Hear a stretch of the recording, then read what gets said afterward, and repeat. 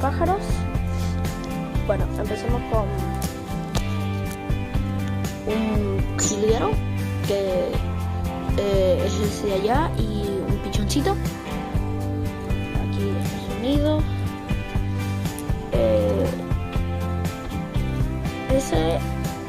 El pichoncito me lo trajeron hoy, así que le puse ese. No es el padre en realidad, pero bueno, como está recién nacido, entonces capaz que se acostumbra. Si no, ya lo separaré. Seguimos con un pejito de oro. Canta ahora, canta un montonazo. Muy lindo, sí.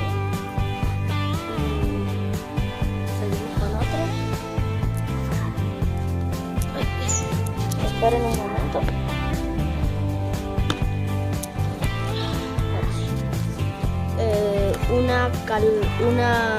Un viravira, que es ese de allí, y una ¿cómo es que se llama? Ay, que no me sale bueno, pues se los diré cuando me acuerdo.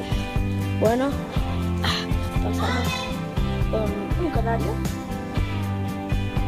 Canta un montonazo como todos los canarios. Macho. Bueno,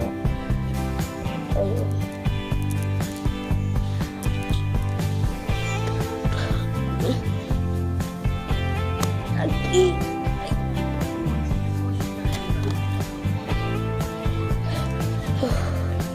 acá está mi cata.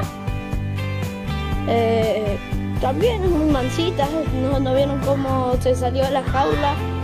Mi perro la quería atacar. Este es el perro de mi abuela. Sí, grita un montonazo. Bueno, seguimos con la catita.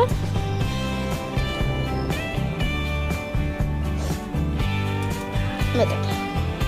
Bueno, una calandria.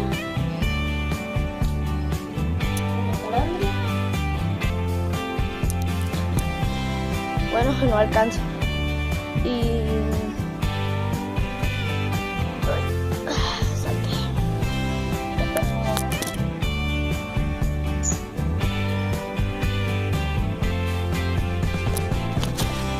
un zorzal